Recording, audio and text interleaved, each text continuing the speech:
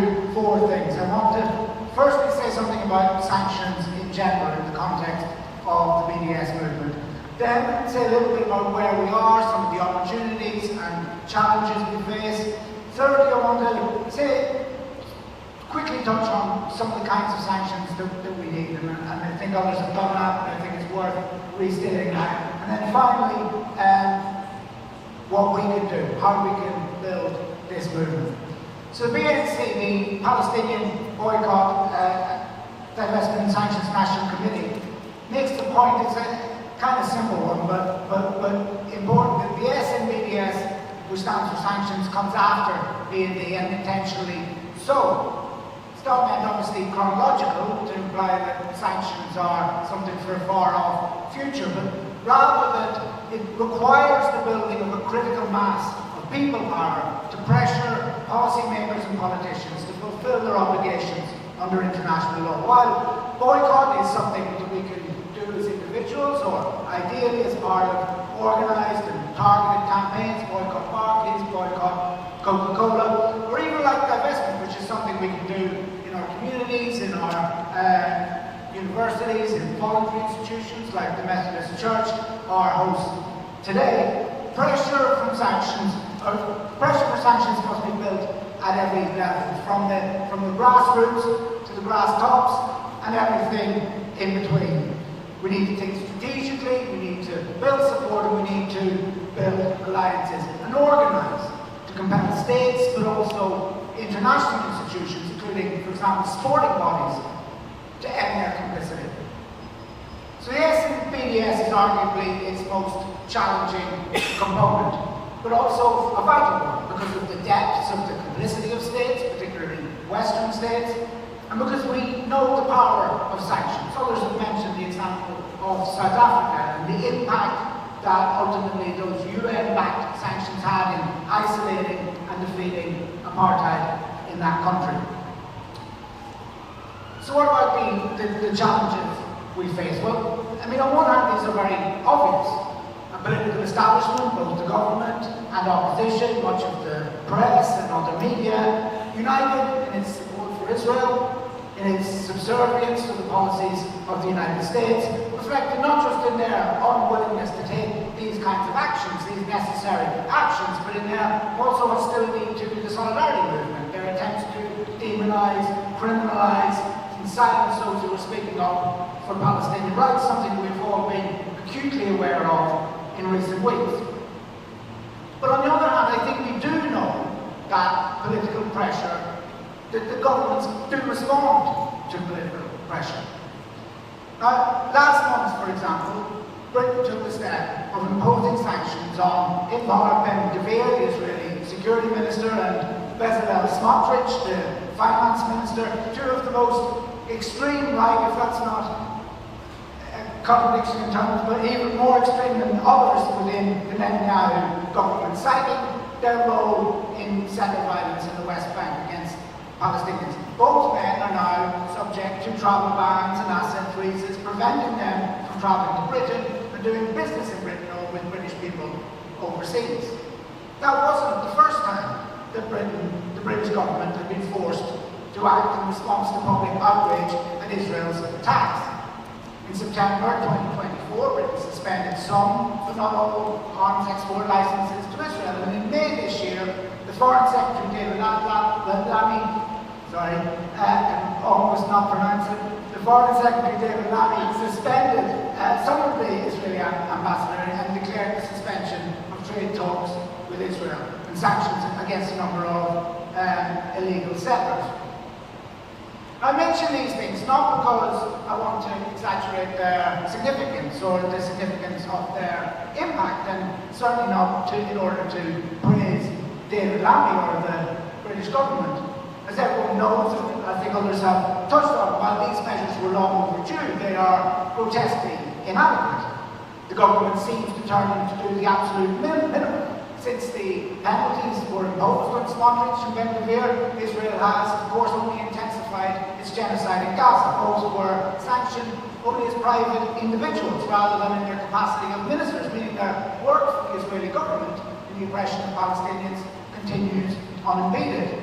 Their are no sanctions against Netanyahu, who is wanted by the ICC for war crimes and crimes against humanity. And of course, as BYM and others have shown, and we've just heard about, despite the suspension of some arms sales, the flow of weapons to Israel has very much continued.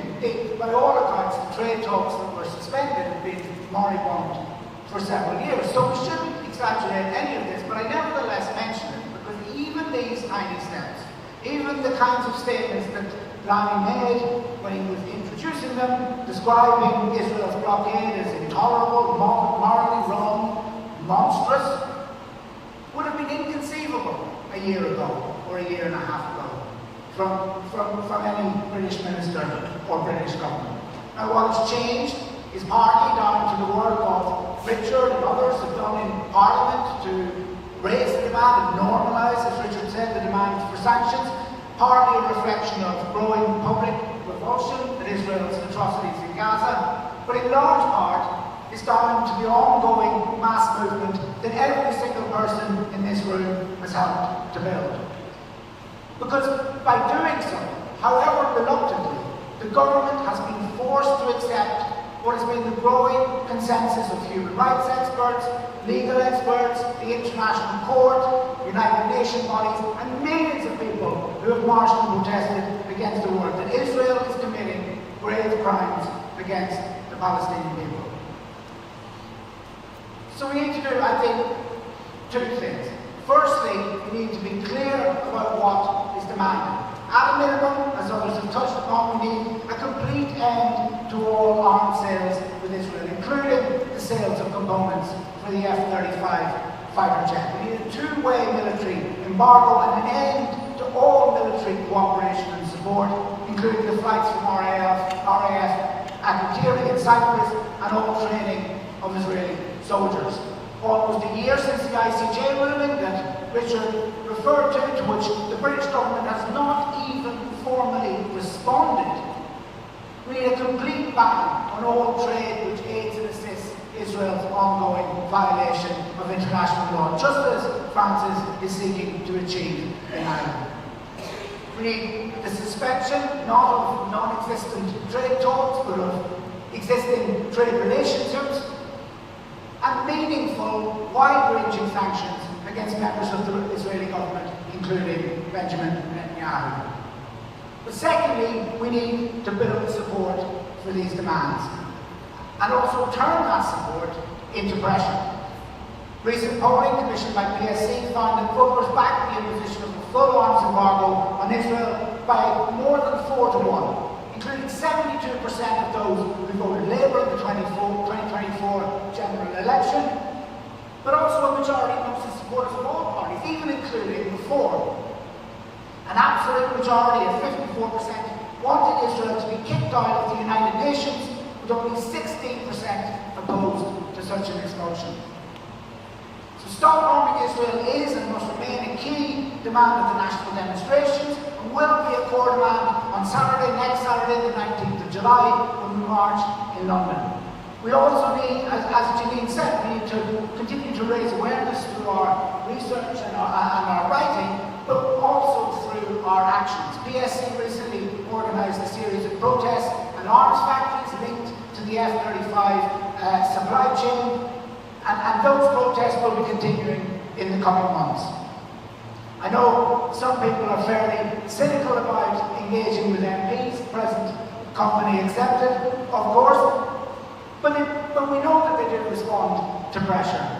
Even those MPs who don't care about the rights of Palestinians, or in many cases even the lives of Palestinians, do care about their jobs. So they can feel that pressure, they're vulnerable to that pressure, and we must ensure through our lobbies and through other actions that that pressure is maintained. And we need to build that support for sanctions right across society. Just this week, Unite the Union voted overwhelmingly to back a full arms embargo, along with other actions in support of Palestine. Now, we all know policies can be easy to pass, or relatively easy to pass, and harder to implement. But for a union representing more than 1 million workers, including many in the arms industries, to adopt that position is a very significant step. And so every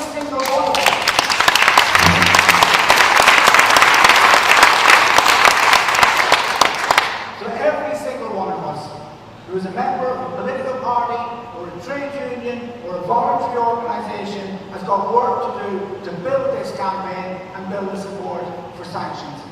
Just to finish, one day, as Omar El-Aghed has famously written, everyone will have always been against this.